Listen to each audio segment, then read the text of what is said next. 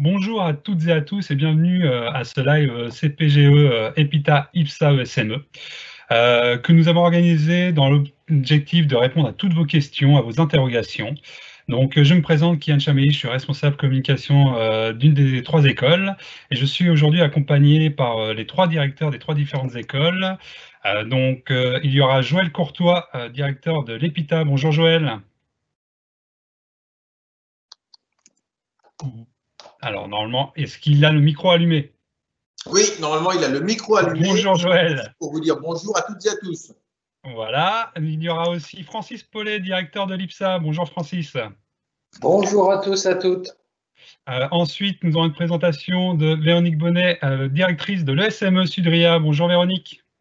Bonjour et bienvenue sur ce live spécial CPGE. Merci. Il y aura à la suite de ces présentations une présentation du concours CPGE par la responsable du concours, Sandra Abounakad. Bonjour Sandra. Bonjour à tous. Ensuite, nous avons aussi convié trois étudiants des trois différentes écoles afin de vous donner un regard aussi étudiant, pas que de la part de nos directeurs. Donc il y aura Jean-Philippe Simon, étudiant en 4e année à l'ESME. Bonjour Jean-Philippe. Bonjour. Ensuite, il y aura Benjamin Maison, étudiant en 3e année à l'IPSA. Bonjour Benjamin. Bonjour Kian, bonjour à toutes et à tous. Et enfin, nous aurons l'occasion aussi de rencontrer Lise Prunier, étudiante en 3e année à l'EPITA. Bonjour Lise. Bonjour à tous. Alors, comment va se dérouler ce live? Tout simplement, en tout début de présentation, nous vous ferons une présentation de trois écoles par nos directeurs, donc sous le même schéma, présentation de l'école, présentation des majeurs, présentation de l'international et de l'insertion professionnelle. Ensuite, vous aurez l'occasion de poser vos questions, d'ailleurs tout au long du live, à la droite de votre écran. Vous pouvez poser toutes vos questions. Il y en a déjà certaines qui ont été rédigées et publiées. Il y a toute une équipe de modérateurs qui est derrière pour répondre à vos questions, mais bien sûr, tous les intervenants de cette conférence répondront aussi à l'oral à certaines de ces questions afin de pouvoir un peu argumenter certaines réponses. Ensuite, il y aura le témoignage de trois étudiants CPGE, auxquels vous pourrez aussi poser vos questions. Et enfin, il y aura la présentation, comme je vous l'ai dit, de la responsable du concours. Et à la fin encore de cette présentation, vous pourrez effectivement toujours poser vos questions et nous y répondrons. Donc voilà pour ce qui est du programme. Donc maintenant, je vais laisser la parole au directeur de l'EPITA pour la présentation de son école. Joël, c'est à vous. Merci. Donc bonjour à nouveau. Je suis Joël Courtois, directeur général de l'EPITA. Donc bienvenue pour cette rapide présentation. Nous n'allons avoir que quelques minutes, mais vous pourrez poser des questions ensuite. Donc l'EPITA fait partie des grandes écoles d'ingénieurs habilitées par la commission du titre et membre de la conférence des grandes écoles et de l'union des grandes écoles indépendantes. C'est une école qui est entièrement dédiée à tous les métiers du numérique. Donc, vous allez avoir la possibilité, après une première période de tronc commun, de choisir des spécialités qui vont vous amener vers un niveau d'expertise extrêmement élevé dans le domaine de votre choix. L'école existe sur 5 campus, comme vous pouvez le voir en ce moment sur le slide, mais le cycle ingénieur se déroule encore aujourd'hui uniquement sur le site de Paris. Donc, c'est à Paris que nous vous accueillerons après vos classes préparatoires. Et vous y découvrirez une pédagogie assez originale où les projets ont une place extrêmement importante. Beaucoup de réalisations. Les enseignements théoriques sont toujours accompagnés d'une mise en pratique. Et ça, c'est quelque chose de très fort puisque le métier d'informaticien, les métiers dans le numérique, vous le savez sûrement déjà si vous avez eu l'occasion de pratiquer, de réaliser des petits projets et de coder. Eh bien, tant qu'on n'a pas pratiqué, tant qu'on ne l'a pas fait, on a beau avoir parfaitement compris la théorie, c'est dans la mise en œuvre, dans la pratique, que l'on va vraiment assimiler les compétences. Et c'est quelque chose auquel nous sommes extrêmement attachés. Vous vivrez aussi une immersion internationale, puisque nous avons des partenaires dans le monde entier et que l'expérience internationale fait partie de vos apprentissages. Donc, c'était aussi quelque chose de très important. La sortie de l'école, ce sont plus de 2000 entreprises qui travaillent avec nous régulièrement. Nos 8000 anciens sont aujourd'hui dans une quarantaine de pays, donc des possibilités extrêmement larges.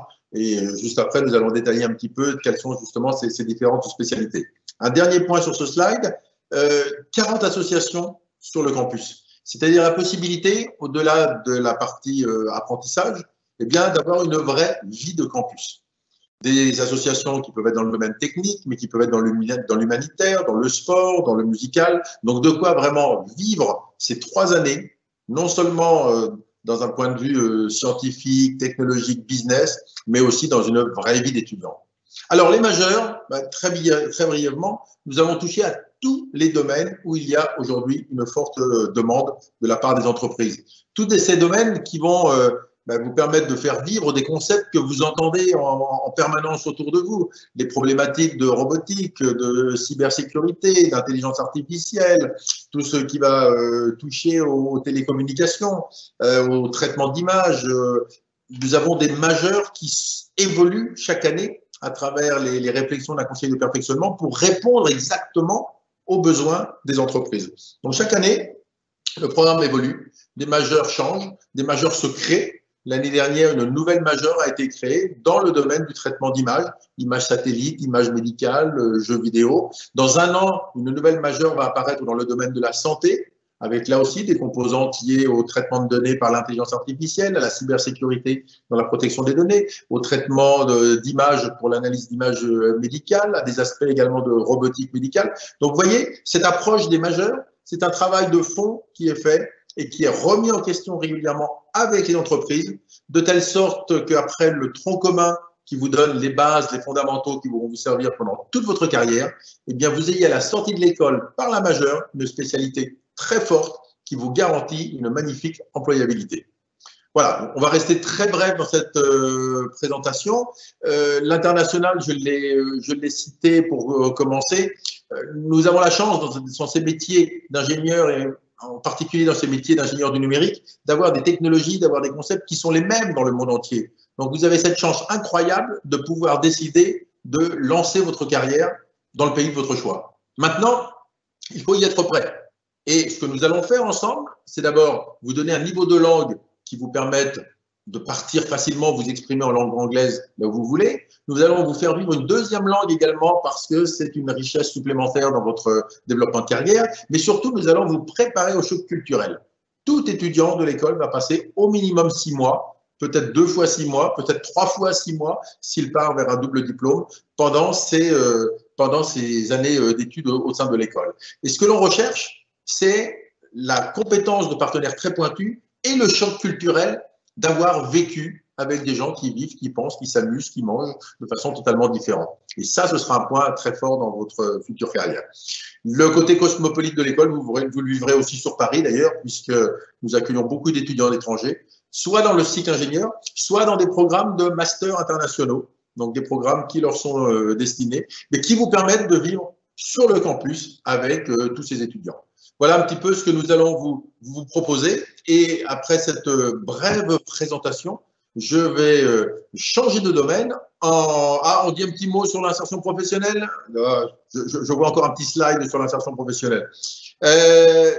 J'ai envie de le passer très vite, ce slide. Tout simplement parce que où allez-vous travailler en sortant avec un diplôme d'ingénieur informaticien? Et j'ai envie de dire où vous voulez. Du numérique, il y en a aujourd'hui absolument partout. Quel que soit votre domaine d'intérêt, que vous ayez envie d'aller travailler dans la finance, dans l'automobile ou dans les biotechnologies, vous aurez de l'informatique absolument partout.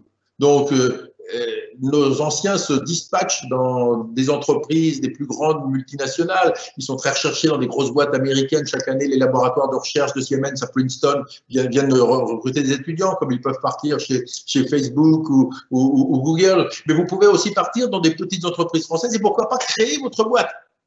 Les start-upers, dans le domaine numérique, c'est quand même quelque chose qui est assez facile à imaginer. Donc, ce slide, il montre simplement que l'on peut aller absolument partout. À l'étranger, 20% de la dernière promotion est partie travailler à l'étranger. En tout cas, ce qu'on peut vous garantir, c'est que 100% de ceux qui cherchent un job le trouvent en moins de 2 mois et 80% en général le trouvent avant même d'avoir quitté l'école. Et vous savez qu'en ce moment, nous vivrons une crise quand même inédite. Eh bien, tous les retours que nous avons de nos étudiants qui sont en stage aujourd'hui, eh bien, sont très rassurants puisque la quasi-totalité a déjà des offres d'emploi pour le mois de septembre.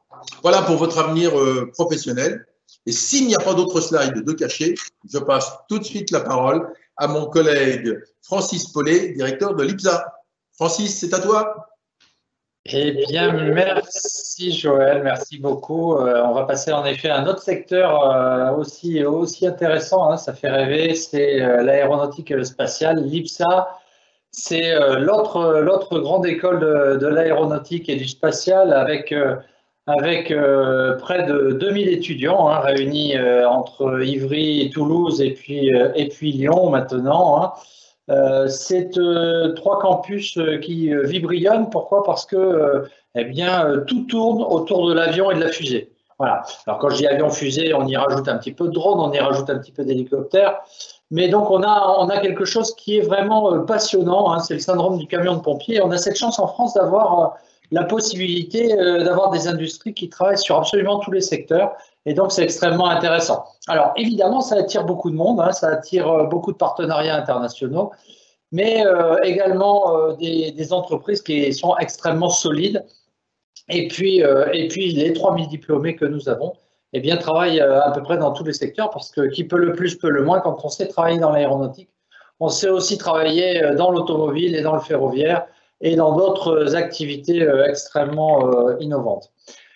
Près de 40 associations étudiantes animent au quotidien, animent vraiment au quotidien l'école et sont très dynamiques. Et donc ces associations, c'est à la fois évidemment des associations techniques, hein, ça peut être des associations autour du drone, de la maquette avion, de la fusée étudiante. On a un CubeSat également, on a des associations caritatives, des associations sportives. Enfin, il y en a vraiment pour tous les goûts et toutes les couleurs. Alors, l'IPSA, c'est donc un secteur d'activité. Alors, on pense, quand on voit l'avion, on pense tout de suite la structure, l'aérodynamisme, on voit la résistance des matériaux. Évidemment, ça, c'est ce qu'on appelle la partie véhicule.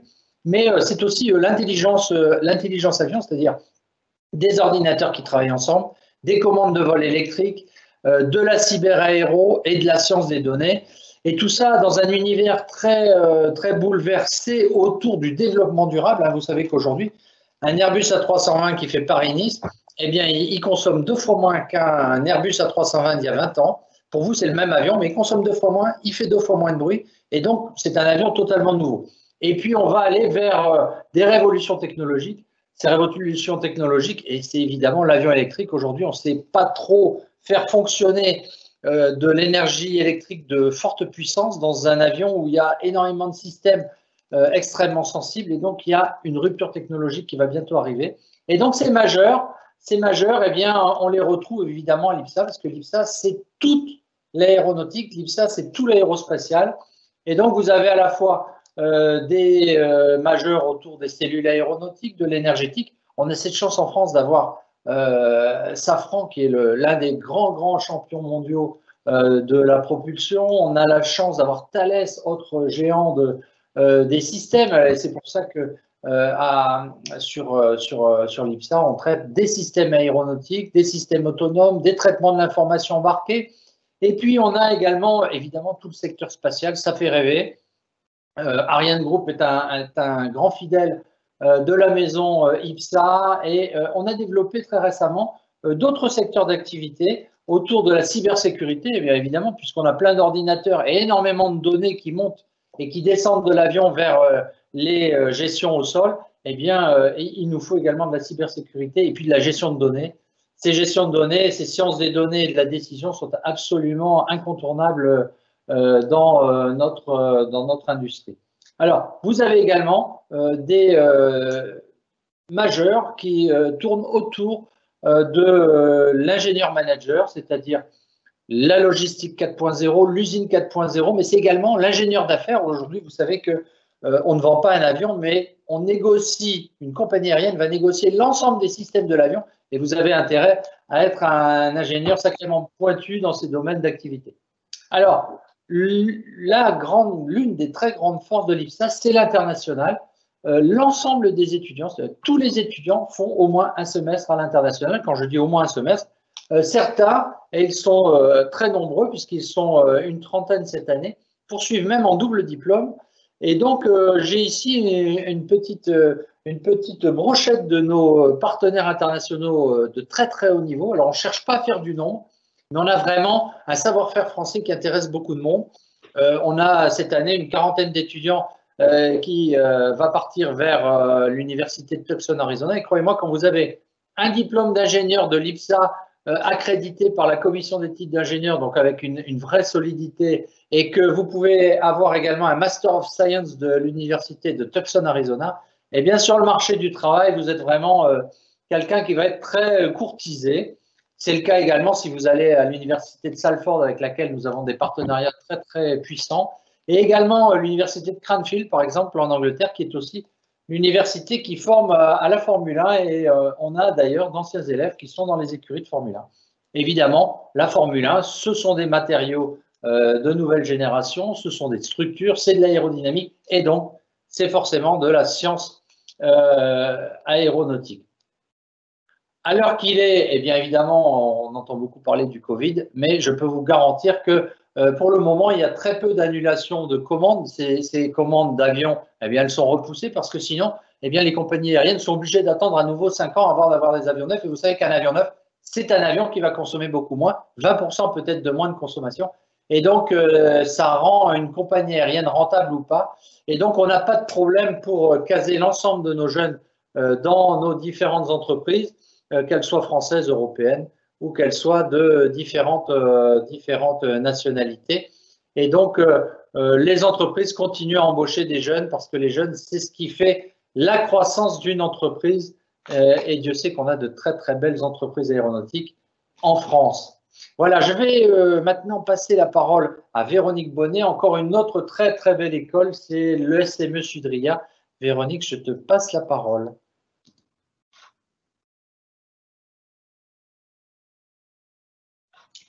Le micro, Véronique, je pense. Excusez-moi. Bonsoir à tous. Véronique Bonnet. Donc, je vais maintenant vous présenter la troisième école de ce concours commun.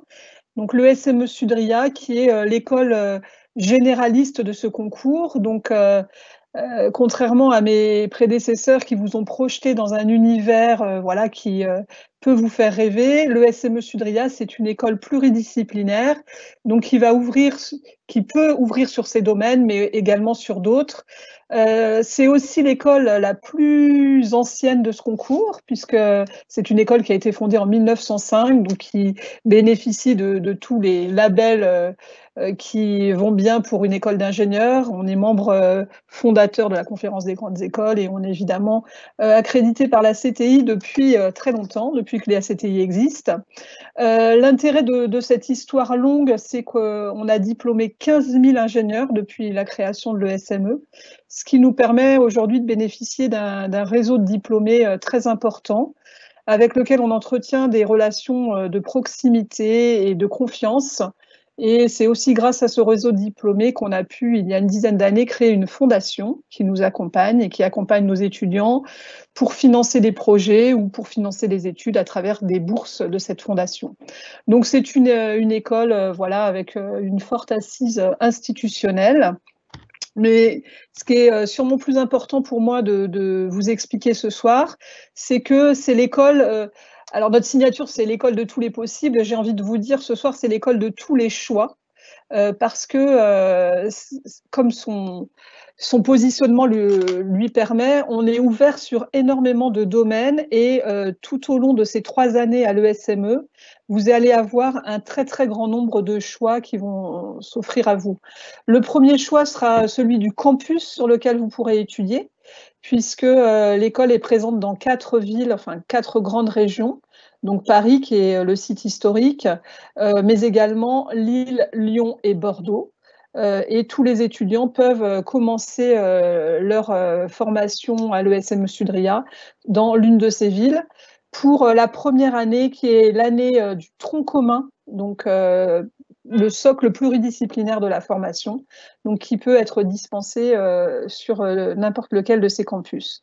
Lors de cette première année de tronc commun, nous allons aussi vous proposer un premier choix de parcours parmi 6 parcours, donc qui vont vous permettre de découvrir un des domaines qui peut-être vous intéresse pour commencer à vous orienter et à écrire un peu votre parcours professionnel. À la fin de cette année que vous passerez donc sur l'un de nos campus, vous allez tous partir 6 mois à l'international. L'international, comme pour les autres écoles, c'est la marque de fabrique de nos écoles, c'est une composante très importante de la formation. Donc dans le tronc commun de l'école, c'est-à-dire systématiquement pour tous les étudiants, il y a un semestre, 6 mois à l'étranger, dans une des 53 destinations que nous proposons pour ce semestre. Et puis, je vous ai dit que c'était l'école de tous les choix. Eh bien, vous allez aussi avoir le choix de mettre encore plus d'international si vous le souhaitez, puisque vous pouvez choisir le parcours international qui va vous permettre d'avoir davantage de cours en anglais, davantage des cours de LV2 si vous le souhaitez, et puis également de repartir en dernière année pour une deuxième session à l'international, cette fois-ci facultative pour ceux qui choisiront de préparer un double diplôme. Donc l'international omniprésent pour tous et encore plus pour ceux qui font le choix de donner la priorité à l'international. En ce qui concerne les majeurs, puisque donc après le tronc commun, donc la première année, l'international, les 6 mois qui suivent, eh bien, les étudiants donc, vont devoir choisir un domaine d'expertise, une majeure. Donc, en fonction du parcours qu'ils auront choisi en 3e année, on a 16 majeurs possibles, avec beaucoup de collaboration avec d'autres écoles.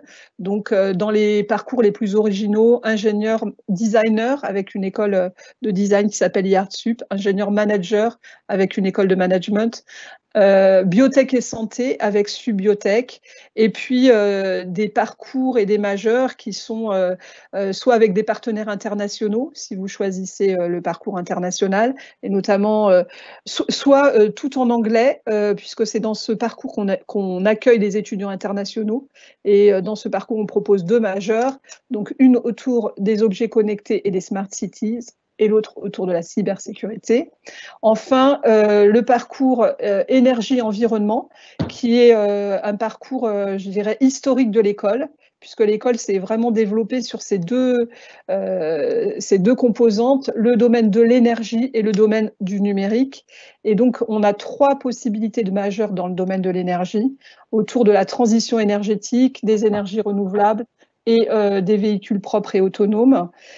Et enfin, sur le parcours innovation, des majeurs plus techniques, plus d'expertise très pointue dans le domaine de la mécatronique, des systèmes embarqués, des réseaux télécoms et de l'intelligence artificielle. Donc voilà, un choix en fait progressif. On rentre en première année sans forcément être très très fixé sur le domaine dans lequel on va vouloir commencer sa carrière. C'est pas grave, progressivement on choisit des majeurs, on fait des expériences, des stages.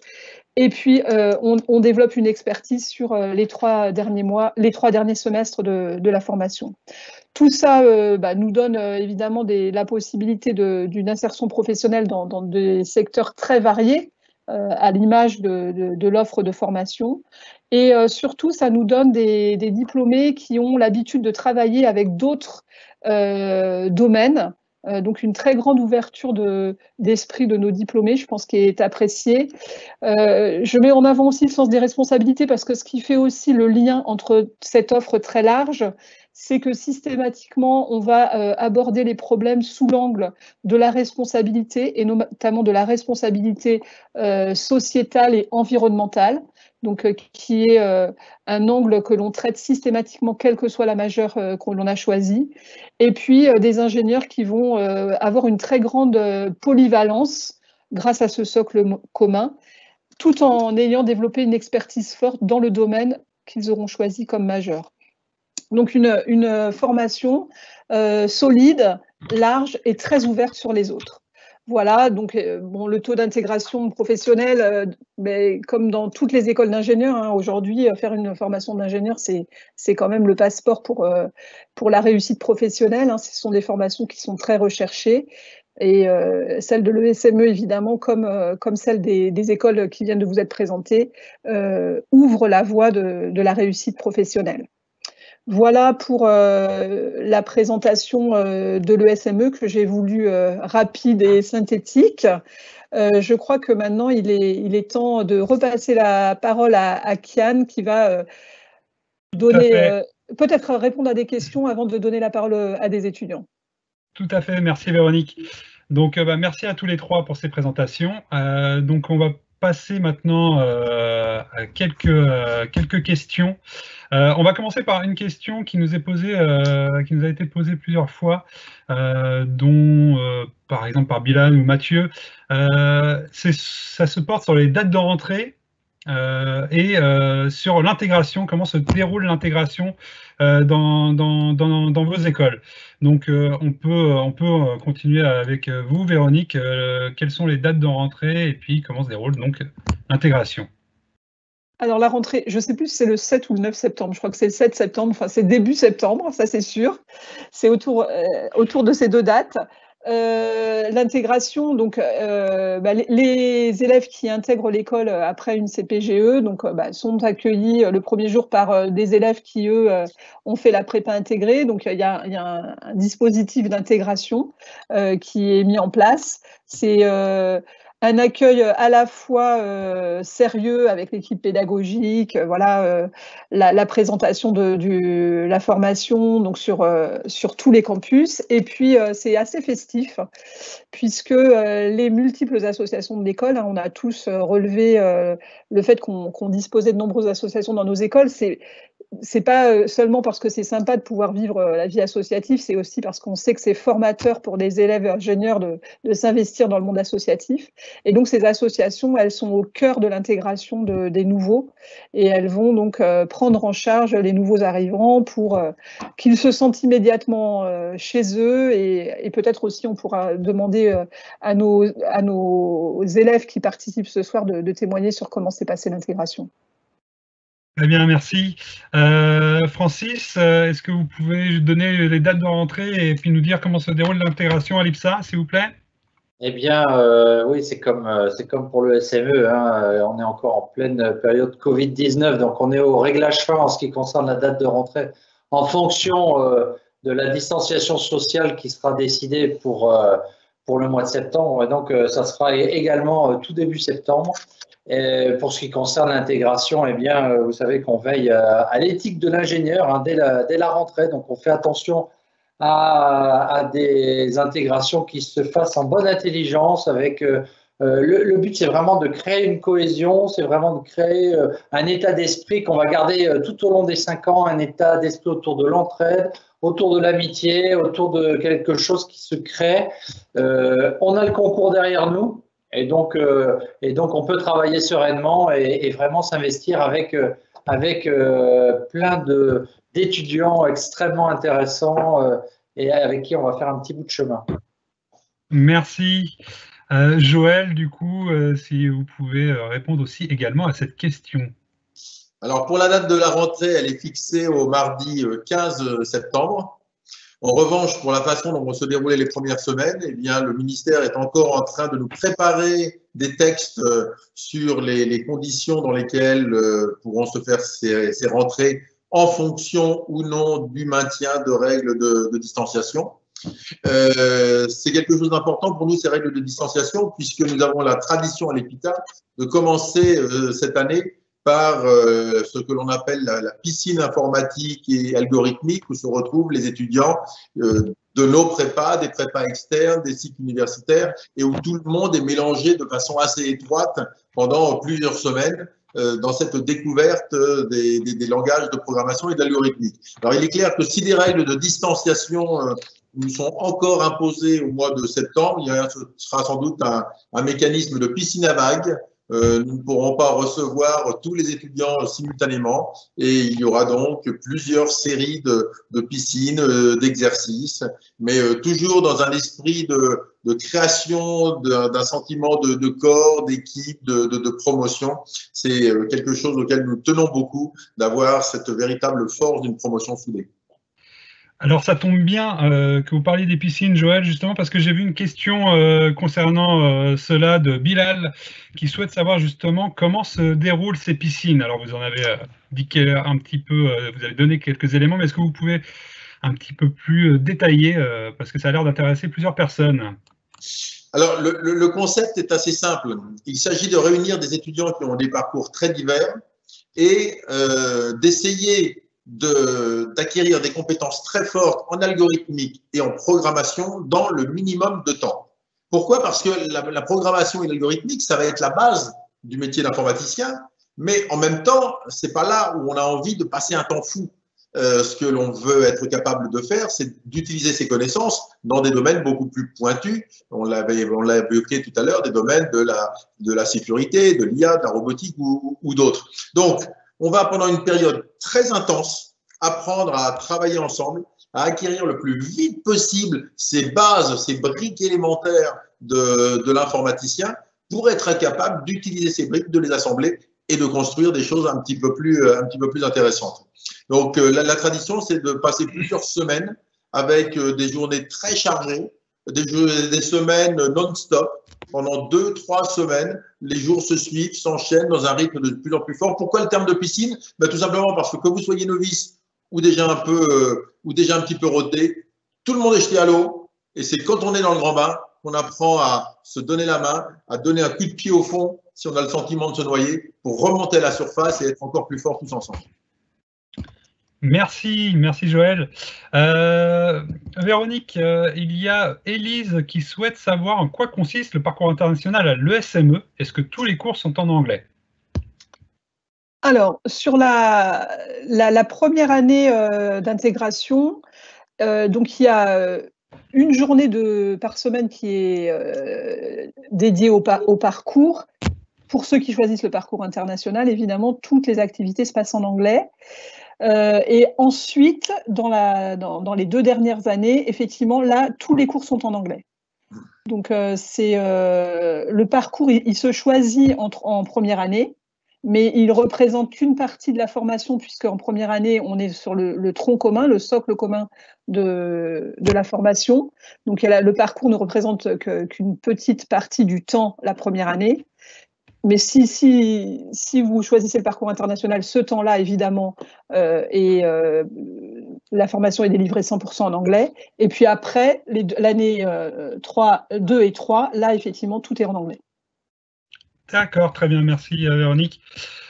Francis, il y a beaucoup de questions, enfin beaucoup, j'ai vu plusieurs questions concernant la formation pilote, dont par exemple Corentin qui nous dit bonjour.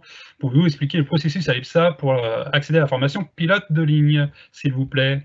Est-ce que vous pouvez apporter plus d'informations là-dessus?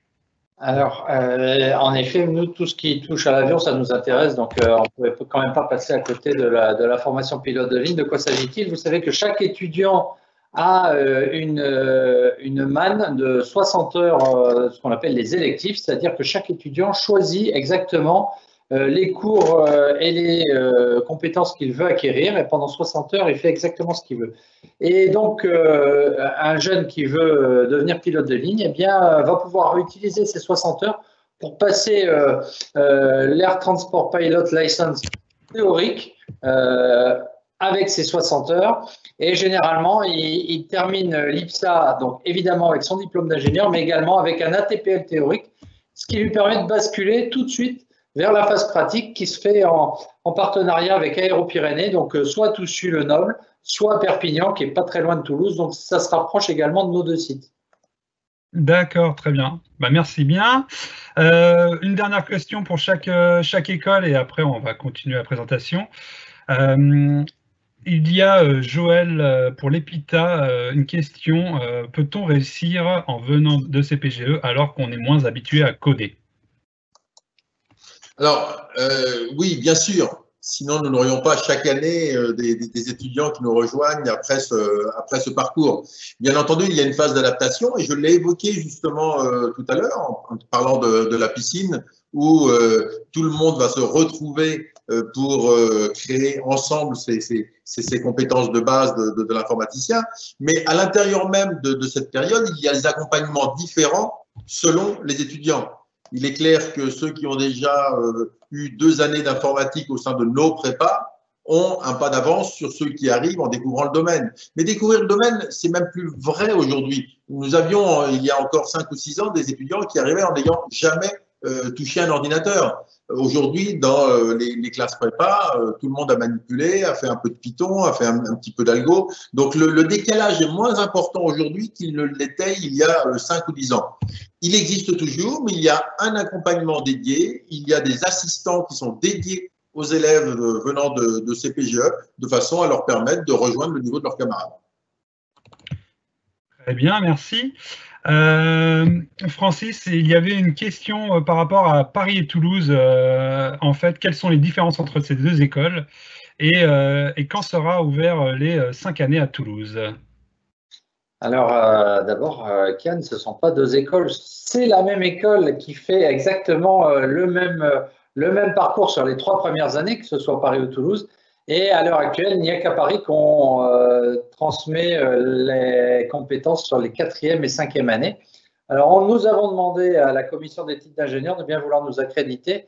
Et donc, on aura un audit en fin 2021, début 2022, pour pouvoir passer 5 ans à Toulouse également. Mais enfin, aujourd'hui, il faut attendre le résultat de l'audit, bien évidemment. Vous savez que la commission des titres d'ingénieur, c'est une institution qui garantit la qualité du diplôme d'ingénieur. Donc, c'est quelque chose de très exigeant et donc, c'est un travail vers lequel on déploie beaucoup d'énergie. C'est un diplôme dont on est très fier. L'accréditation, c'est vraiment très important. Et donc, on fait exactement la même chose au même moment, que ce soit à Paris ou à Toulouse. Très bien, merci. Et dernière question pour Véronique avant de poursuivre. Il y a Alexia qui nous demande « Allons-nous faire des projets en groupe à l'ESM Sudria? Ça représente combien de temps dans la semaine ?» Alors oui, évidemment. Alors comme toutes les formations d'ingénieurs, hein, c'est aussi ce qui change par rapport à la prépa, c'est qu'on arrive dans une école, on se projette dans un avenir d'ingénieur, et un ingénieur, c'est quelqu'un qui travaille sur des projets. Donc dès le démarrage de la formation, vous allez avoir beaucoup de projets.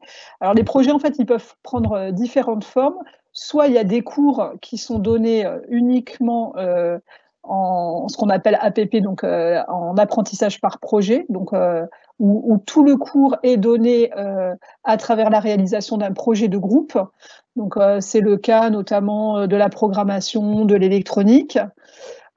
Soit en fin d'année où sur les parcours, vous allez avoir un projet à réaliser autour du choix que vous avez fait en termes de domaine d'expertise. Et combien ça représente les projets? Alors, plus on avance, plus c'est une part importante.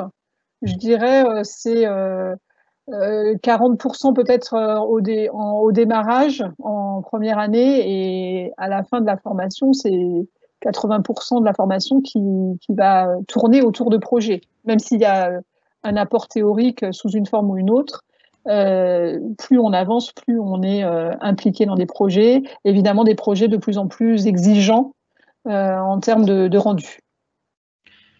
Très bien, merci. Alors, juste avant de continuer, je réponds quand même à une question qui se porte sur le live. Est-ce qu'il y aura une rediffusion de cette réunion? Bien sûr, ce lien, pour votre information, sera actif encore plusieurs jours, donc vous pourrez y accéder et vous pourrez retrouver toutes les vidéos et même les questions.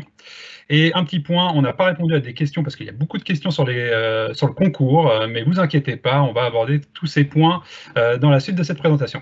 Donc nous allons continuer avec le témoignage des étudiants et nous allons commencer du coup avec Jean-Philippe Simon. Donc Jean-Philippe Simon qui est étudiant en Ing 2 à l'ESME Sudria et qui est également président d'une des associations Xcream, association de sport extrême. Donc Jean-Philippe, c'est à vous. Donc bonjour à oui. tous, c'est bon. Donc moi j'étais comme vous en étudiant en prépa, j'étais en PC au lycée Saint-Stanislas à Nantes. Et j'avais le but, en fait j'ai postulé à l'ESME dès le début en sortant de terme et j'ai continué ma formation en prépa parce que je voulais faire Saint-Cyr. Et j'ai intégré donc après par la suite parce que les valeurs étaient encore les miennes d'intégrer l'ESME. Ces valeurs-là, c'était aussi une valeur de généraliste, une école d'ingénieurs généralistes avec un réseau d'anciens diplômés très important qui me permettait d'avoir une possibilité de travail par la suite importante. Et en plus de ça, le double diplôme qui m'intéressait énormément, ce double diplôme, il est intégré dans la formation des 3 ans. Donc on n'a pas une année supplémentaire à faire si on veut le diplôme d'ingénieur et le diplôme de commerce. Donc on a la double casquette en même temps. Donc ça a été un choix primordial pour moi parce que j'ai fait 5,5, donc je ne voulais pas encore un an de plus. Pour rentrer dans l'école, alors les épreuves écrites, pour moi, je les ai pris comme un challenge, comme étant, en fait, elles étaient longues, et donc il fallait faire des choix. On savait plus ou moins tout faire, et donc il fallait faire des choix sur comment avoir le plus de points possible en un temps qui était limité par rapport à la taille du sujet. Et donc ça m'a permis aussi de développer tout ce qui était rapidité et faire les bons choix. On a parlé tout à l'heure de l'intégration. Donc en effet, vous sortez de prépa, j'étais comme vous, on a envie de sortir et on a envie de découvrir une autre vie, pas celle qui n'est que du travail. Et toutes les associations sont là pour ça. C'était un peu compliqué au début parce que c'est une école prépa intégrée, mais les associations sont là pour vous emmener ailleurs. Il y a 4 entre guillemets grands domaines: l'humanitaire, les sports, la musique et la robotique. Donc ça permet à tout le monde de trouver sa voie et donc de s'intégrer dans l'école et donc d'intégrer différents groupes parce que c'est la base de la vie de l'école. Voilà, moi je pense que c'est bon, ma présentation est finie. Je reste à votre disposition pour vos questions. Merci Jean-Philippe. Donc de toute manière, après, je répète, après la fin des présentations étudiantes, nous pourrons leur adresser quelques questions. C'est au tour de Benjamin, donc, qui est étudiant en 3e année à l'IPSA et qui est membre de plusieurs associations, dont l'Association internationale, l'Association de sport tennis et Hipspotting, qui est une association de photographie spécialisée dans l'aéronautique. Bonjour Benjamin. Bonjour à tous et à toutes. Donc, comme Kian vient de le dire, je suis en 3e année à l'IPSA, donc j'ai intégré cette année, après 2 ans de prépa où j'étais en MPSI puis en MP étoile à Amiens. Donc aujourd'hui, je suis en fin de première année à l'IPSA et honnêtement, tout se passe bien. Je suis dans la filière systèmes aéronautiques et spatiaux, plus spécialisé vers les systèmes mécatroniques. Et après, moi, ce que je compte faire, c'est soit un double diplôme à l'international, soit passer en filière système aéronautique autonome ou en cybersécurité, 2 majeurs que vous ont proposé la direction de l'IPSA et l'administration. Donc moi, pour ce qui est des concours CPGE, j'ai passé les écrits à Lille. Donc j'ai pris l'option sciences de l'ingénieur parce que les maths et l'anglais, une épreuve, ça suffisait pour moi. Ensuite, après, ce que je retiens des épreuves écrites, c'est que sur place, on était déjà en train de discuter entre passionnés. Je me souviens que le midi, on discutait déjà avions, drones et autres fusées dans le couloir. Et déjà, ça m'a beaucoup plu. Et vraiment, c'est ce que j'ai retrouvé à l'IPSA. Ici, c'est vraiment une école de passionnés. On a par exemple dans le hall un modèle de fusée. On voit des drones voler dans la volière. Il y a vraiment de quoi s'y plaire. Quelques conseils concernant le concours. D'abord, c'est de repérer la localisation du centre d'examen si vous êtes un grand stressé comme moi. Franchement, moi, c'est ce que j'ai fait et ça m'a beaucoup rassuré de faire ça. Ensuite, de réviser le concours en faisant des annales parce que vous verrez, les sujets sont assez différents de ce qu'on a l'habitude de voir chez E3A, CCINP ou encore MINPON. Et puis aussi, n'hésitez pas à contacter les anciens élèves qui ont passé le concours, à leur poser des questions. Comme moi, par exemple, vous pourrez me retrouver assez facilement sur les réseaux sociaux. Donc, j'ai vu une question traîner sur l'intégration à l'IPSA. Je vais vous donner mon point de vue à moi.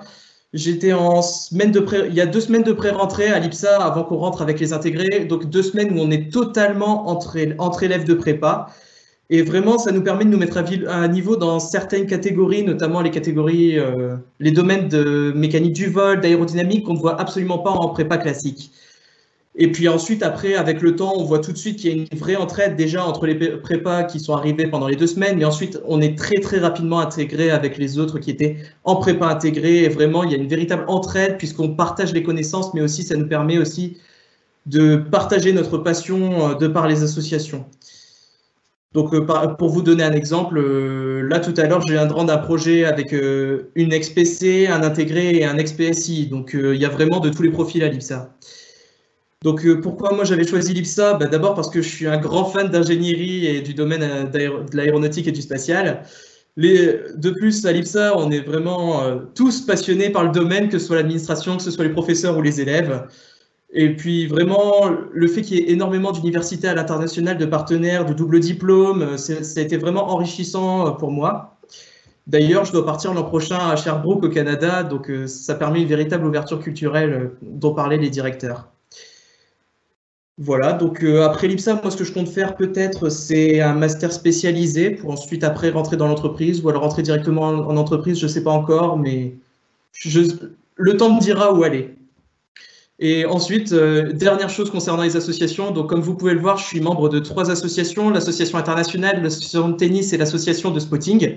Donc pour l'association internationale, on accueille les étudiants qui viennent de l'international, qui ne connaissent absolument pas la France, qui ne connaissent pas Paris, et ça leur permet vraiment on leur fait des visites de Paris, mais aussi des visites de petits endroits sympas, bon, faut pas le dire, mais aussi de quelques bars pas trop chers. On leur donne quelques petites astuces pour qu'ils puissent s'amuser et profiter véritablement de leur séjour en France.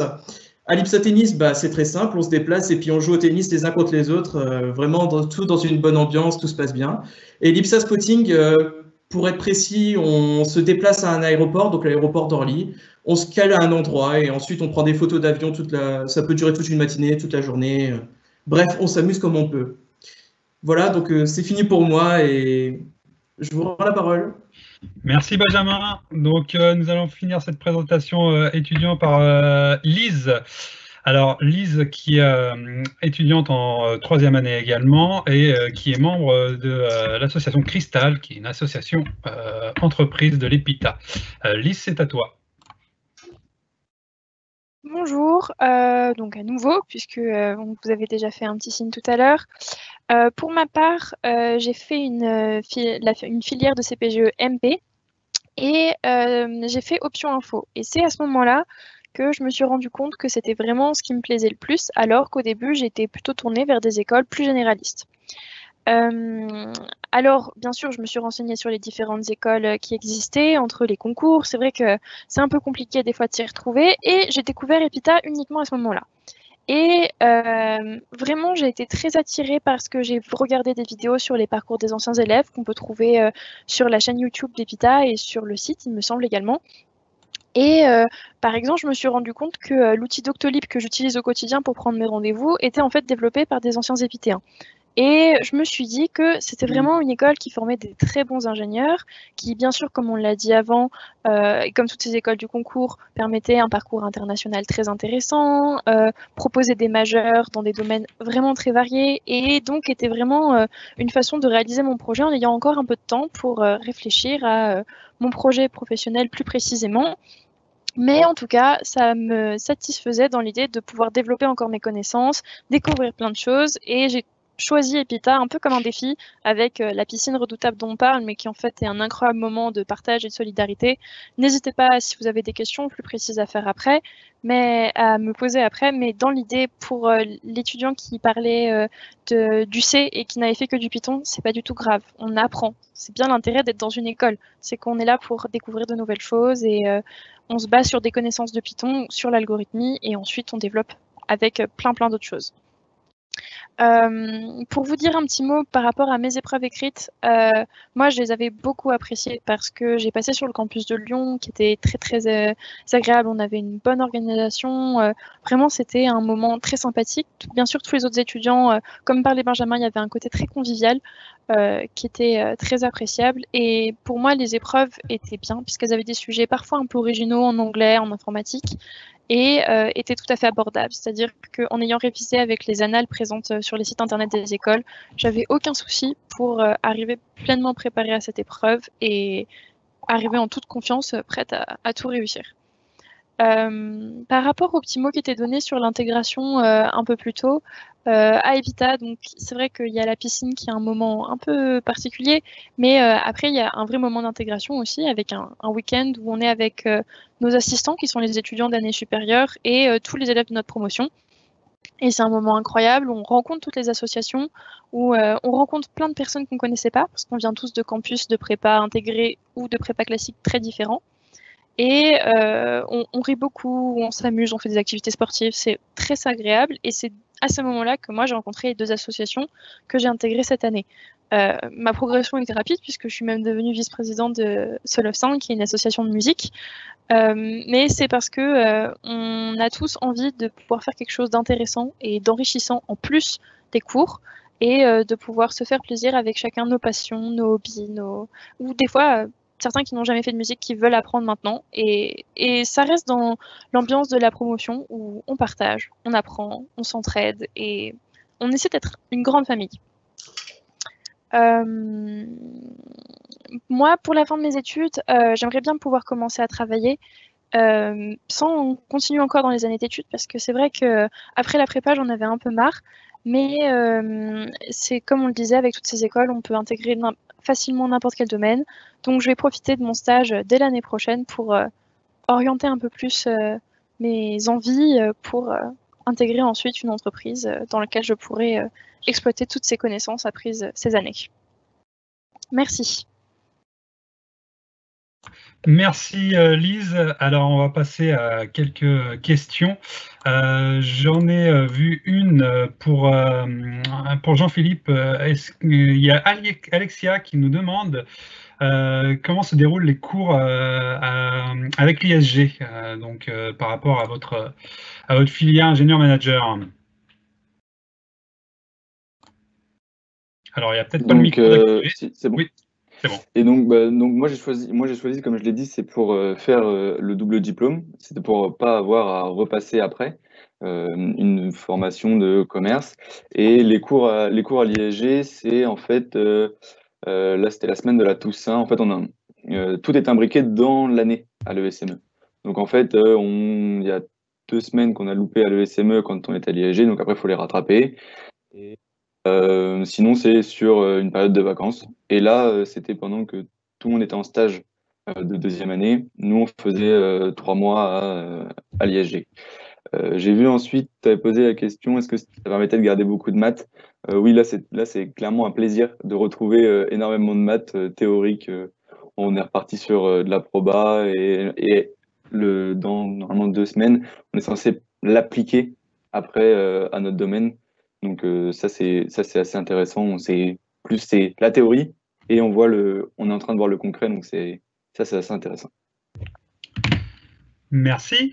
Alors, il y a une question que je pense auquel vous pouvez tous les 3 répondre, c'est sur les associations, en fait. Alors, c'est toujours, ça vient se rajouter un peu aux questions par rapport aux intégrations, mais là, plus par rapport aux associations. Comment se déroule l'intégration dans les associations? Est-ce qu'il y a des événements organisés pour? Et dans chaque association, est-ce qu'il y a des sélections? Comment ça se déroule? Donc voilà, est-ce que, Lise, peut-être, tu peux répondre à cette question? Oui, parfaitement. À l'EPITA, pendant la période de piscine, la plupart des associations organisent des événements pour se faire connaître des étudiants. Et on a des soirées qui sont consacrées à la vie associative, où on finit les moments d'exercice un petit peu plus tôt, où à ce moment-là, on peut aller rencontrer les personnes des différentes associations pour pouvoir se renseigner. Puis, vers la fin du mois de septembre ou début octobre, je ne sais plus exactement, il y a un forum des associations, qui est à nouveau une occasion de pouvoir échanger avec toutes ces personnes-là. Bien sûr, pour chaque association, elles ont leur processus d'acceptation ou de recrutement. Par exemple, pour Cristal, qui est une petite entreprise, on passe bien évidemment une sorte d'examen, mais pour les autres associations, parfois c'est une soirée d'intégration de leurs nouveaux participants et on a beaucoup de facilité à se renseigner sur toutes les associations existantes. À chaque fois, chacun est très très motivé par le fait de présenter son association aux autres. Donc c'est toujours des moments très sympathiques et des fois on peut y aller purement en tant que curieux et finalement ne pas intégrer l'association mais faire des belles rencontres. Alors justement, j'ai vu passer une question sur la partie entreprise et sur la partie incubateur de l'ESME. Je ne sais pas si avec l'ESME, avec ton association, tu es en lien avec l'incubateur. Je ne pense pas, vu que c'est une association sportive, Jean-Philippe. Mais est-ce que tu as des éléments de réponse sur le lien que peuvent avoir les étudiants avec l'incubateur de l'ESME? Alors moi, je peux en parler parce que j'ai certains amis qui sont dans l'incubateur et qui, en fait, c'est avec l'association de robotique. Et en fait, ils ont énormément de projets avec l'incubateur. Ils sont dans l'incubateur et en fait, ils réalisent leurs propres projets. Donc, si vous avez un projet qui vous intéresse, que ce soit en robotique, alors parce que là, j'ai l'exemple de la robotique, mais vous pouvez aller faire d'autres projets. Alors, j'ai pas trop d'idées sur les autres projets, mais vous pouvez clairement vous sentir poussé. Il y a toute une équipe qui peut vous pousser vers le développement de nouveaux projets ou même d'entreprises qui peuvent émerger par la suite. Mais moi, oui, je n'ai pas de lien avec l'association personnellement. Très bien. Pour Benjamin, il y a une question de Mathieu qui demande, qui dit: tu es membre d'une association spécialisée dans l'aéronautique. Cela t'apporte-t-il quelque chose dans ta formation? Alors oui, absolument. Déjà, on a beaucoup d'associations assez techniques, comme par exemple le simulateur de Boeing 777. Je ne fais pas partie de cette association, mais j'ai des amis qui y participent. Et vraiment, en fait, le fait d'allier un côté technique au côté théorique, ça permet vraiment de cumuler des connaissances, mais aussi ça nous permet de développer des connaissances supplémentaires qu'on n'aurait pas forcément eu à l'IPSA. Par exemple, on utilise en association certains logiciels qu'on n'aurait pas utilisés en projet dans notre formation initiale. Ça a vraiment un intérêt d'aller dans les associations techniques. Mais les autres associations aussi permettent vraiment déjà de passer notre temps tous les jeudis après-midi, puisqu'on a vraiment le créneau du jeudi après-midi qui est vraiment dédié aux associations en plus de tous les soirs après les cours. Mais véritablement, oui, je recommande de faire une association technique ou voire même des associations comme moi. Merci. Une question aussi, j'ai vu passer une question de Léa qui demande quelle est la place des filles dans une école d'ingénieurs. Alors peut-être qu'on va laisser Lise répondre à cette question. Alors je me souviens pas exactement de la question, mais ça se portait effectivement sur le fait que elles étaient en infériorité numérique dans les écoles d'ingénieurs le plus souvent, même quasiment tout le temps. Donc alors quelle est la place des filles dans une école d'ingénieurs, Lise? Alors, il faut savoir que oui, on n'est pas beaucoup de filles, mais en réalité, dans l'informatique, c'est un petit peu plus bas que dans la moyenne des autres écoles d'ingénieurs, mais ça se ressent pas tant que ça. Moi, je vois par exemple dans mes groupes de projet cette année, j'ai eu un groupe, on était 3 filles et 1 garçon, donc c'était quand même largement au-dessus de la moyenne. Et là, je suis actuellement dans un groupe où il y a 4 garçons et je suis la seule fille. Mais c'est peut-être dû à notre génération. On n'est pas du tout porté sur des différences entre les garçons et les filles qui travailleraient mieux ou moins bien, qui seraient plus performants ou quoi. Il n'y a vraiment aucune misogynie et il y a une très très bonne ambiance d'intégration de tout le monde, d'où qu'on vienne, quoi qu'on fasse. Donc moi, je ressens vraiment pas de gêne par rapport au fait qu'on ait peu de filles. Après, bien sûr, on a peut-être plus d'affinité parfois avec certaines filles de notre promo, mais en réalité, on s'entend vraiment tous bien ensemble. Et puis, dans l'associatif, parfois, on peut rencontrer des personnes qui sont de d'autres promos et donc développer un peu plus notre réseau d'amitié ou de contacts, selon à quel point on veut considérer les personnes d'une façon ou d'une autre. Et il faut savoir que c'est pas grave s'il n'y a pas beaucoup de filles et que ça a beaucoup évolué ces 2 dernières années parce que c'est un cercle vertueux. Plus il y a de filles, plus les filles se disent qu'elles peuvent être bien dans ces filières-là et qu'elles peuvent sauter le pas et venir s'intégrer à des domaines qu'on ne leur connaît pas forcément beaucoup. Très bien, merci. Je pense que ça pourra en rassurer quelques-unes, voire même quelques-uns. Donc, j'ai une question pour Benjamin ou Jean-Philippe, ou même les deux, vous pouvez nous donner chacun votre tour votre ressenti. Quelle est la différence en termes de volume horaire et de difficulté en passant d'une prépa CPGE à la 3e année dans vos écoles? Donc peut-être Jean-Philippe, tu peux répondre à cette question. Moi, la première année du cycle ingénieur à l'ESME, c'était, bon, je vais vous rassurer, c'était pas très dur. Personnellement, c'était pas très dur, c'est pour ça que je me suis concentré énormément sur l'association, où je suis devenu président là en début d'année. J'ai eu du temps, parce que avec la prépa, j'ai su m'organiser et donc j'ai réussi à faire le travail dans le temps imparti. C'était pas ultra dur, mais les gens en prépa intégrée ont des avances sur nous sur les travails de groupe. Ils savent comment se répartir le travail, alors que nous, on arrive, et là, c'est un gros travail, entre guillemets, sur nous, parce qu'on peut pas faire tout seul, comme on faisait en prépa. On avance en groupe, et cet esprit d'équipe, il faut l'intégrer au fur et à mesure. Moi, c'était ça ma plus grande difficulté. D'accord, très bien. Et peut-être pour finir du coup, Benjamin, et après on va passer à la présentation du concours en lui-même. Benjamin. Ben, honnêtement, niveau rythme de travail, ça baisse drastiquement quand même s'il faut être honnête, il faut continuer à travailler à l'IPSA, bien sûr. Mais comparé à ce qu'on a fait en prépa, enfin en tout cas ce que moi j'ai apporté comme travail en prépa, c'est vraiment minime. On peut vraiment passer entre guillemets, j'ai retrouvé quelques heures de sommeil que je pensais avoir perdu depuis 2 ans. Et honnêtement, c'est agréable. Mais en plus, le fait qu'on travaille un peu moins, ça permet véritablement de passer de bons moments entre amis et puis vraiment de développer des liens avant d'entrer dans le monde du travail. Et c'est véritablement important pendant l'école d'ingénieur de faire ça. Alors, je pense qu'on reviendra sur cette question, effectivement, peut-être avec les directeurs, sur ces questions de réseau à la fin de la présentation. Nous allons passer du coup maintenant à la parole à Sandra Bounakad, responsable du concours CPGE, pour présenter en détail les tenants et les aboutissements du concours. C'est à vous, Sandra. Bonjour à tous, du coup je suis Sandra, voilà, la responsable du concours.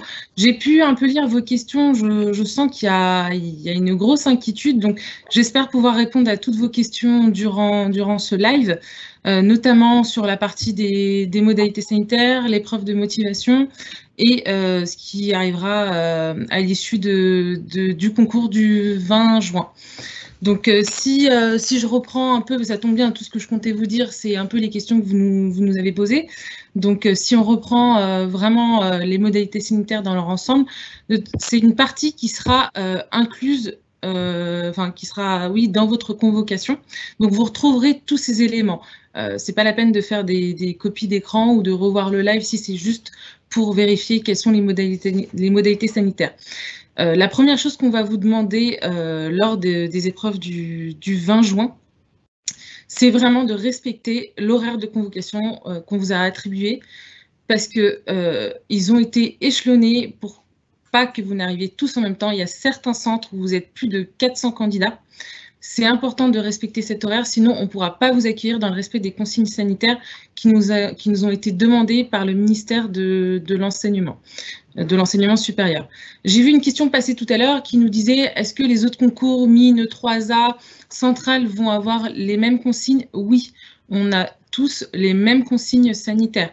Après, nous, on a décidé de vous le communiquer dans votre convocation pour que vous puissiez bien vous y préparer, mais on a tous les mêmes consignes sanitaires. Donc, vraiment, la première chose, c'est respecter votre horaire de convocation. Il ne pourra pas être modifié. Donc, même si vous nous contactez pour une modification sur ce point, ça ne sera pas possible. Sinon, ça voudrait dire qu'il faut modifier les horaires de convocation pour tous les candidats. Le temps de convocation, ça permet vraiment d'échelonner votre arrivée en fonction de votre position dans les salles, en fonction de votre domicile, en fonction de votre établissement, parce qu'on savait très bien que s'il y a des candidats du même établissement étaient convoqués à des créneaux différents, ça porterait à confusion. On vous demande également lors de votre arrivée, si vous êtes vulnérable, que vous ne nous avez pas informé en amont, si vous avez une maladie chronique, ou peu importe quelque chose qui puisse qui puisse mettre en péril votre santé, n'hésitez pas à m'en informer en amont. Et si vous ne l'avez pas fait, informez le personnel de surveillance lorsque vous arrivez. Si vous arrivez, que vous toussez, que vous êtes malade, vous devez arriver en portant votre masque et vous devez tout de suite informer le personnel de surveillance. Vous pourrez composer, mais pas dans la salle où se trouveront tous les autres candidats. Il y aura des salles qui seront mises à disposition pour les candidats qui arriveraient malades ou qui présenteraient des symptômes le jour de l'épreuve. On va vous demander aussi, chose simple, chose que vous avez l'habitude de faire initialement, c'est de préparer votre convocation numérisée et votre pièce d'identité pour faciliter l'émargement et l'accès à la salle d'examen le jour des épreuves. Pour les sujets, on va vraiment mettre tout ce qu'on peut mettre en place. Donc, il y aura le nettoyage de l'établissement qui sera fait en amont. Avant la distribution des sujets, les surveillants vont bien entendu se nettoyer les mains avec solution hydroalcoolique. On vous demande aussi d'apporter la vôtre. On en mettra aussi à disposition à l'entrée des salles pour que vous puissiez vous nettoyer les mains avant d'entrer et en sortant, ou si vous allez au sanitaire quand vous revenez. Le surveillant portera également un masque le jour des épreuves. Donc, il va prendre toutes les dispositions sanitaires pour vous, mais aussi pour lui-même. Donc, il n'y a vraiment pas d'inquiétude à avoir sur ce point-là. Il n'y aura pas d'échange de matériel, puisque normalement, vous êtes censé arriver avec votre matériel pour composer. Il y aura les copies d'examen, bien entendu, les feuilles de brouillon, mais pareil, elles seront distribuées dans le respect des consignes sanitaires. Mais votre stylo, ça va de soi, vous arrivez avec. Et si vous n'en avez pas, parce que vous avez mal dormi la veille, vous n'aviez pas préparé votre sac, pas d'inquiétude, on aura aussi des stylos qui n'auront jamais été utilisés, qui seront mis à disposition.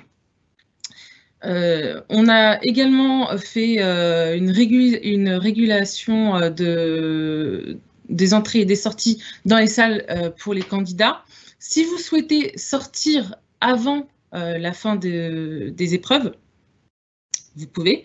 Vous ne pouvez néanmoins pas sortir avant la première heure de composition, mais si vous souhaitez sortir avant parce que vous avez fini avant, parce que vous avez été très très rapide, vous pouvez. Il vous suffira de faire un signe surveillant qui viendra vous présenter une bannette ou un contenant pour déposer votre copie d'examen.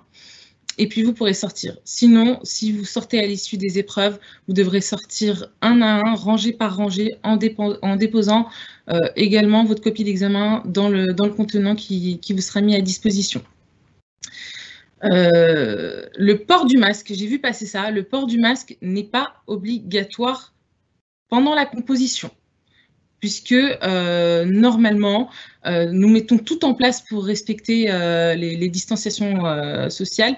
Nous faisons le maximum pour que ce soit le plus simple pour vous, que vous n'ayez qu'à gérer la composition lors des épreuves.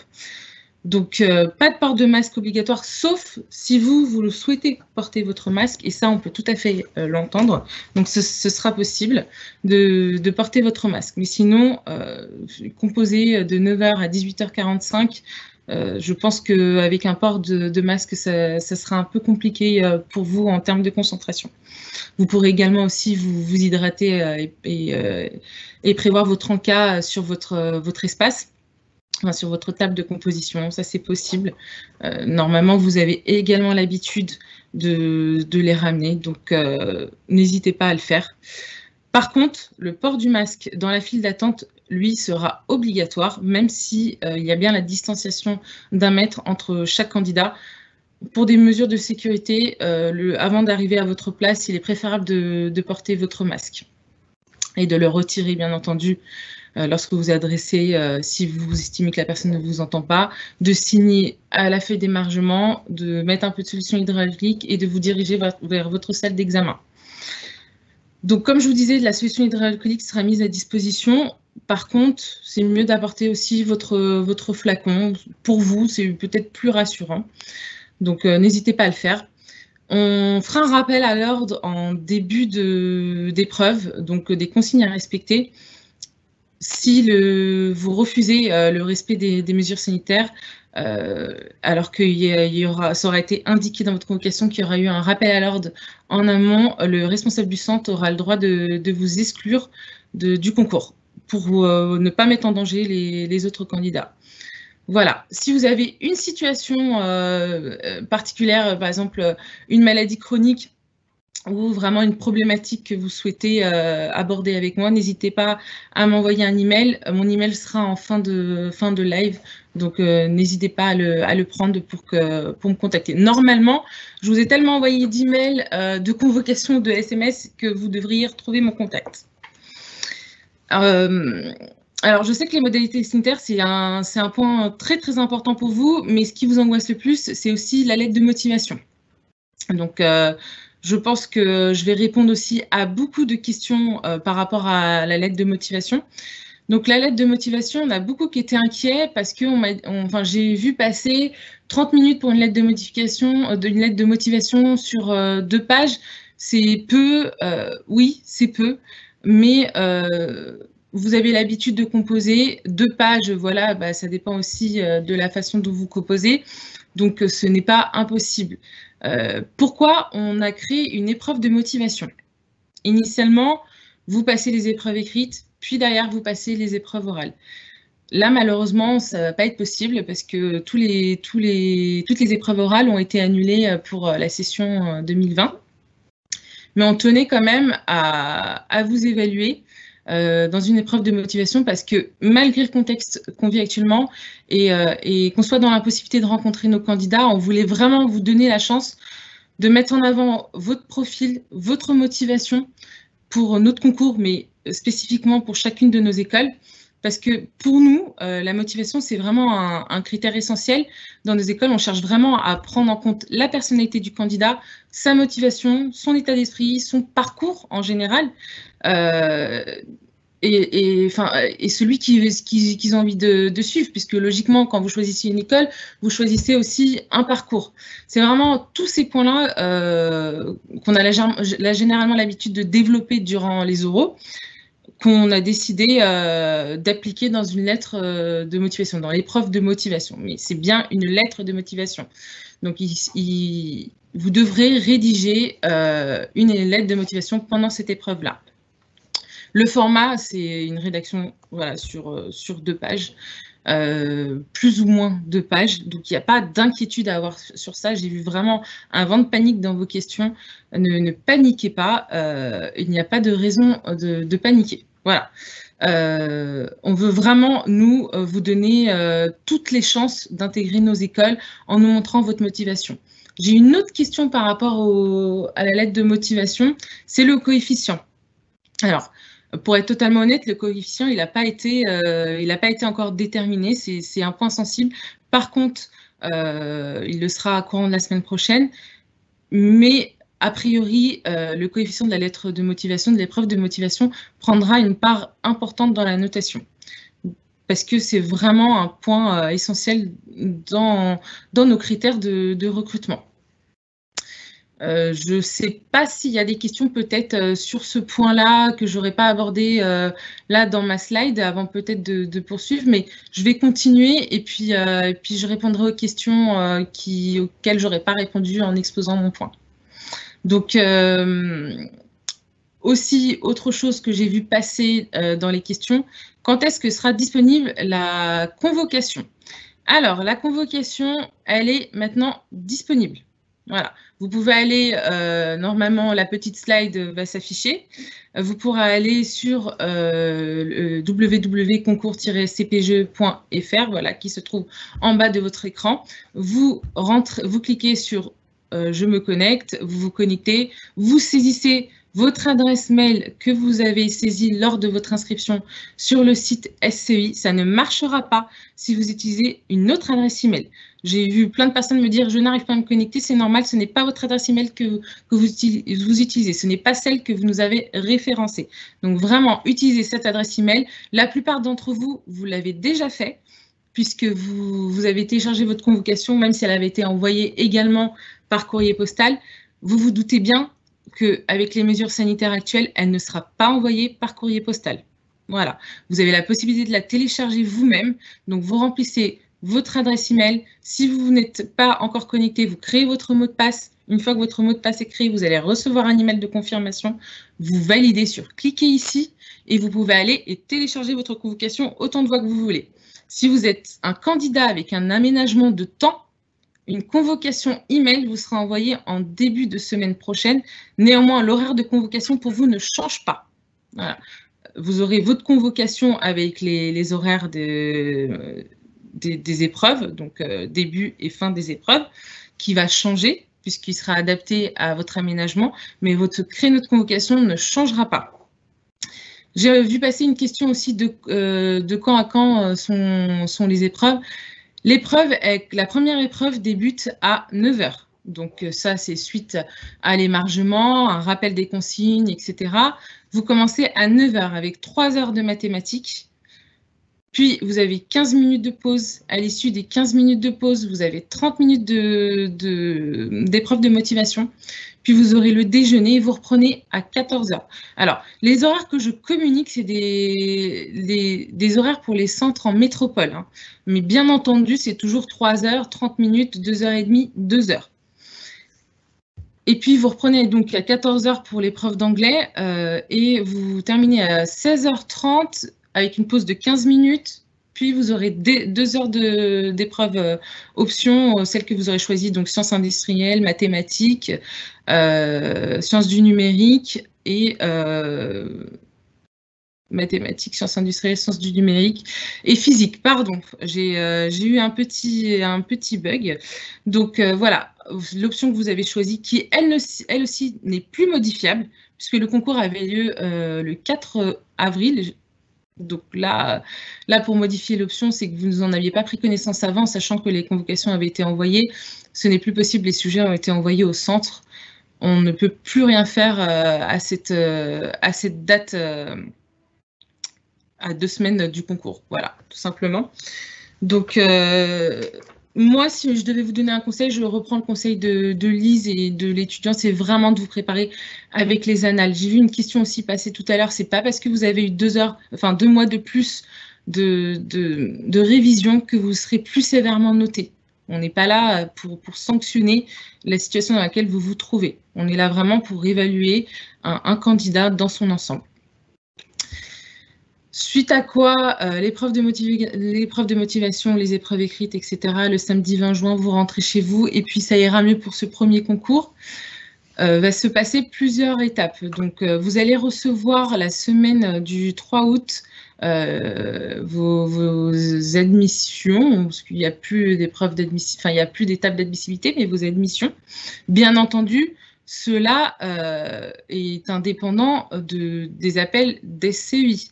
C'est-à-dire que si vous êtes jugé admissible et que vous ne nous avez pas classé dans vos vœux sur SCEI, vous ne pourrez pas être appelé par notre concours ou par l'une des écoles de notre concours. Donc, il faut impérativement nous classer dans vos vœux SCEI. Donc, la première phase d'appel, c'est le mercredi 12 août à 14 h. Ensuite, vous avez le samedi 15 août à 14 h, le mardi 2 septembre à 14 h et le mercredi 9 à 14 h. Attention, quand vous répondez « oui, mais », vous ne pouvez libérer la place à un de vos camarades. Donc, soyez cool. Pour ceux qui veulent intégrer les écoles, trouver leur école, leur voie, libérez la place et n'attendez pas juste pour savoir quelle école vous auriez pu intégrer. Si vous, dans votre esprit, c'est clair que vous savez quelle école vous voulez intégrer, ne vous positionnez pas en oui mais parce que vous bloquez des places. Voilà, je pense avoir fait le tour des points que je voulais aborder avec vous. Après, les points sont très très vastes, c'est pour ça que vous retrouverez beaucoup d'éléments dans la convocation. C'est plutôt clair, ça devrait être très clair pour vous. Quoi qu'il arrive, vous n'hésitez pas à nous poser les questions par email et je pense que je vais répondre à quelques questions en live, si je ne me trompe pas, Kian. Alors, oui, j'en ai... alors, il y a pas mal de questions qui se portent encore sur la lettre de motivation auxquelles vous avez déjà répondu, mais je pense que c'est pas mal d'en reprendre quelques-unes, peut-être de répéter. La répétition est mère de toute pédagogie. Donc, la lettre de motivation va-t-elle compter pour une grande part de l'appréciation? Donc, ça, vous y avez répondu. Mais, par exemple, si la note en maths n'est pas très bonne, comment cela se passe-t-il? Je vais en répéter 3-4 sur la lettre de motivation, comme ça vous pourrez répondre aux 3-4 d'affilée. L'épreuve de motivation se fera-t-elle sur place? Est-ce qu'elle est envoyée à l'avance? Et est-ce qu'elle doit être personnelle ou anonyme? Alors, est-ce que la lettre de motivation est anonyme ou c'est ça? Oui, est-ce qu'il faut... Alors, pour vous évaluer, effectivement, on a quand même besoin d'avoir votre nom, prénom, filière. Non, elle n'est pas anonyme, la lettre de l'épreuve de motivation. Vous allez avoir une copie d'examen où vous allez remplir les mêmes données que pour l'épreuve de mathématiques, d'anglais et d'options. Ça serait dommage qu'on passe à côté d'un super profil parce que vous avez oublié de mettre votre identité. Il y a une question sur la partie restauration. On a eu pas mal de questions là-dessus. Est-ce qu'il y aura une restauration sur place? Est-ce que chaque site aura la même politique sur cette question-là? Alors, non. Chaque site n'aura pas la même politique. Pour la simple et bonne raison qu'aujourd'hui, il y a des sites qui ne sont pas propres à nos écoles, qu'on ne disposait pas de l'espace nécessaire. Majoritairement, il y a un déjeuner dans les centres. S'il n'y a pas de déjeuner, cela est indiqué dans la convocation. S'il y a un déjeuner, c'est aussi indiqué dans la convocation. Si vous avez des contraintes alimentaires, n'hésitez pas à venir avec votre repas. Habituellement, c'est vrai qu'on avait tendance à faire des barbecues lors des épreuves écrites au sein de nos écoles. Bon, malheureusement, on ne va pas refaire l'histoire ensemble, on sait ce qu'il en est. Donc, on veut quand même aujourd'hui vous apporter un confort, que vous n'ayez pas à vous soucier de votre repas autant qu'on le peut. C'est-à-dire que c'est vrai que ça a été difficile de le programmer pour tous les centres. Mais en tout cas, même si vous venez avec votre repas, vous aurez quand même un espace pour vous restaurer. Alors justement, sur la convocation, est-ce que vous pouvez juste revenir sur quand elles seront reçues dernier délai? Parce qu'il y en a certains dont Lucas, je pense, alors, il n'a pas reçu sa convocation. Alors, reçu, c'est normal. Elle ne sera plus envoyée pour des raisons de respect des consignes sanitaires. Ça nous paraît évident. Par contre, si vous allez tout de suite sur votre espace personnel, elles sont d'ores et déjà téléchargeables. Et pour ceux qui n'auraient pas suivi le live ou pour ceux qui suivraient attentivement le live, vous aurez un SMS aussi à 20h. À 20h, en vous faisant un petit rappel de la disponibilité de cette convocation. Très bien. Et justement, alors sur les centres d'examen, est-ce qu'un étudiant, je pense que c'est Erwan qui demandait s'il était possible de les avoir tous ou de savoir où il pouvait connaître tous les centres d'examen? Alors, où connaître tous les centres d'examen? On peut lui communiquer tous les centres d'examen s'il le souhaite. Ils étaient tous disponibles sur le SCEI pour le concours EPITA, IPSA, ESME. Ils sont tous disponibles dans le règlement du concours. Alors, par contre, vous n'avez plus la possibilité de faire de modifications de centre pour la simple et bonne raison que la demande vous a été faite par le SCI si vous souhaitiez modifier votre centre il y a plusieurs semaines de cela, et les personnes qui ont fait une demande de modification ont eu l'accord de modification, mais aujourd'hui, à 2 semaines du concours, un changement de centre en termes d'organisation est quasiment nul, sauf pour cas vraiment exceptionnels, et dans ce cas-là, à me contacter directement. Très bien. Alors, il y a une question d'Erwan qui demande s'il est possible de savoir le classement nécessaire pour obtenir l'EPITA, mais je pense qu'on peut déjà aussi donner une réponse pour les autres écoles. C'est une question qui revient souvent. C'est un peu une question que j'aime pas beaucoup parce que c'est pas une question piège, mais il n'y a pas de classement réel en fait. C'est-à-dire que votre rang n'est pas déterminant nécessairement pour intégrer l'une des écoles. Pourquoi? Parce que vous avez déjà un classement par filière et un nombre d'appelés par filière. Et souvent, je vous donne un exemple, sur 500 MP, les 500 ne veulent pas forcément intégrer une de nos écoles. Donc, logiquement, le classement bouge beaucoup. C'est un peu dans le même principe que Parcoursup. Donc, est-ce que oui, le classement est important, mais est-ce que ça veut dire que ça nuit toutes vos chances d'intégrer l'une de nos écoles? Non. Et puis, tout n'est pas joué. Il y a aujourd'hui l'épreuve de motivation qui est là aujourd'hui aussi pour apporter un plus à votre dossier. Donc, ne vous focalisez pas sur des rangs. Voilà, si j'avais un conseil à donner, c'est ne pas vous fixer vraiment un rang en vous disant je suis rang 100 sur 500, je ne vais pas être admis. Peut-être que les 50 premiers, ils voulaient IPSA, ESME, pas forcément EPITA ou le contraire.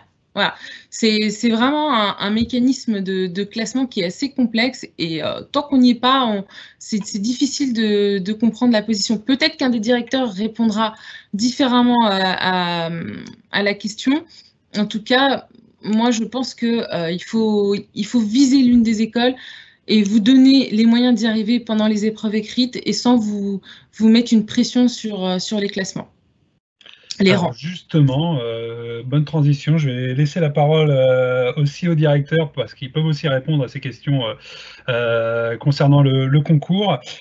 Pour information, pour les directeurs, il y a aussi une question qui revient souvent, c'est est-ce qu'il est important de stipuler la motivation pour telle ou telle école? Est-ce qu'il faut les classer? Comment ça se passe? Donc je pense avoir entendu peut-être Joël. Non, moi, je trouve que Sandra répondait très bien à toutes les questions. Là, je m'étais un petit peu assoupi. Dans la lettre de motivation, vous n'êtes pas limité à une école.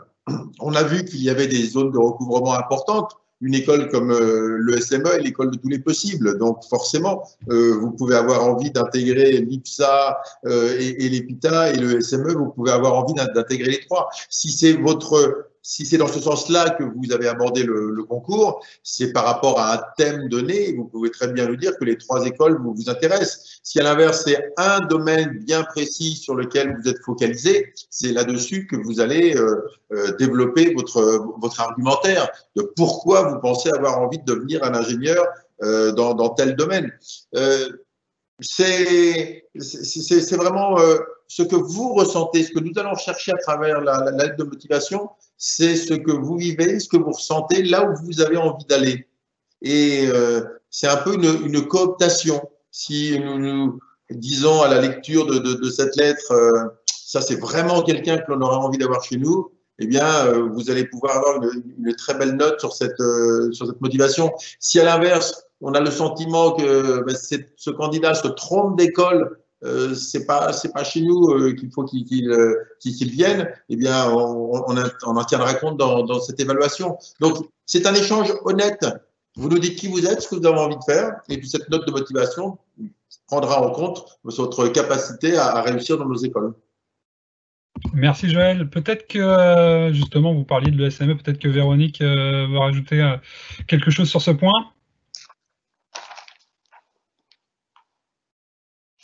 Alors, est-ce qu'il y a le micro? Alors, voilà, oui, c'est bon. Le temps que je le rebranche. Oui, juste, je dirais que déjà d'assister à ce live, c'est un bon indicateur parce qu'effectivement, ce qu'on va rechercher, c'est des candidats qui se sont posés des questions sur quelle école ils ont envie d'intégrer et qui ont choisi notre concours, voilà, pas uniquement par hasard ou pas parce que c'était le premier, mais parce qu'ils se sont intéressés à l'une ou l'autre des écoles de ce concours. On a la chance d'être seulement 3 écoles, avec des personnalités réelles, des vrais projets, avec des points communs aussi, hein, la place du projet, la place de l'humain, voilà, la vie associative dont on a beaucoup parlé parce que justement, elle est déterminante pour développer des personnalités. Donc effectivement, que vous soyez intéressé par une seule école ou par 2 ou par les 3, ce qu'on va rechercher, c'est des indications sur le fait que vous vous êtes renseigné sur ces écoles et que vous avez identifié des spécificités qui vous intéressent et que donc vous n'écrivez pas une lettre qui pourrait être adressée à n'importe quelle école d'ingénieur. Voilà, donc après, ce ne sera pas discriminant de développer plus une motivation pour une seule école ou pour 2 ou pour les 3. Voilà. Donc, il faut se préparer, chercher des points spécifiques de nos formations et faire le lien surtout avec votre projet, avec ce que vous avez envie de faire, avec votre personnalité. Voilà. Et tout ira bien. Et juste au moment de l'épreuve, vous verrez que les critères de notation seront très bien explicités. Donc, laissez-vous guider, il n'y a pas de piège, comme le disait Sandra, il n'y a pas de raison d'être très angoissé par cette épreuve. Pour nous, c'est vraiment l'idée, c'est de donner un bonus, de booster des gens voilà, qui sont particulièrement motivés à venir chez nous. Merci Véronique. Francis, peut-être que vous souhaitez rajouter quelque chose sur ce point ou sur un autre? Alors, rajouter quelque chose sur ça, c'est déjà très complet. Donc, ce qu'on cherche, c'est de la cohérence, ce qu'on cherche, c'est de la motivation, de la fiabilité aussi, hein, c'est très important. Hein. Tout à l'heure, Benjamin disait que l'entrée en matière était plutôt tranquille. Le pauvre Benjamin, il va avoir beaucoup de travail en 4e et 5e année parce que dans nos écoles, on démarre en douceur et on va porter le plus loin possible nos étudiants au maximum de leur capacité. Et après, ça devient des vrais gourmands de compétences. Et c'est en ça qu'on voit que le lycéen est devenu non plus un étudiant, mais un élève ingénieur qui a envie d'apprendre, soif d'apprendre, qui sait se lever tous les matins parce que c'est pas son réveil qui l'anime, c'est l'envie d'aller découvrir des choses et de faire avancer son projet, de faire avancer sa motivation, de faire avancer le métier vers lequel il va pouvoir s'orienter. Et donc, c'est ça qui nous intéresse. Merci Francis. Sandra, est-ce que tu as vu encore quelques questions qui traînent, qui mériteraient réponse? Oui, alors tout mériterait réponse. En tout cas, rassurez-vous, on va répondre à toutes les questions. Vous avez été nombreux, je crois qu'on n'a jamais vu ça en termes de questions. Si je devais rajouter une petite chose pour reprendre un peu ce que disaient les directeurs, c'est effectivement, on veut des candidats intéressés et si vous êtes là aujourd'hui, c'est parce que vous êtes intéressés. Donc, c'est vous qu'on veut. Donc, venez aux épreuves écrites du 20 juin, donnez tout ce que vous pouvez, travaillez les annales, préparez votre épreuve de motivation comme si vous prépariez votre oral de motivation. C'est la même chose, c'est tout ce que vous auriez dit à l'oral que vous déposerez à l'écrit. Donc, il n'y a pas d'inquiétude à avoir. Venez sereinement, on vous accueillera avec le sourire et avec plaisir surtout. Et si on devait tous vous souhaiter une dernière chose pour le mot de la fin, c'est bonne chance pour cette dernière ligne droite. Merci Sandra. Alors, merci à toutes et à tous d'avoir participé à ce live. Pour votre information, n'ayez pas peur, il y a des questions qui n'ont pas encore trouvé réponse. Nous allons y répondre, même quand le live sera arrêté. Je tiens à remercier du coup nos 3 directeurs, la responsable de concours et nos 3 étudiants qui étaient là, mais aussi toutes les équipes qui ont répondu et qui répondent encore à vos questions et qui ont participé à l'organisation de ce live. Vous avez les 3 contacts que vous pouvez encore contacter, les emails des différents responsables de chaque école. Si vous avez des questions vraiment pour chaque école, n'hésitez pas. Il y a aussi sur chaque site internet des possibilités de prendre rendez-vous avec chaque responsable de ces écoles. Donc n'hésitez pas. Et je vous souhaite une très bonne soirée et puis bonne chance dans la suite pour le concours. Au revoir. Au revoir.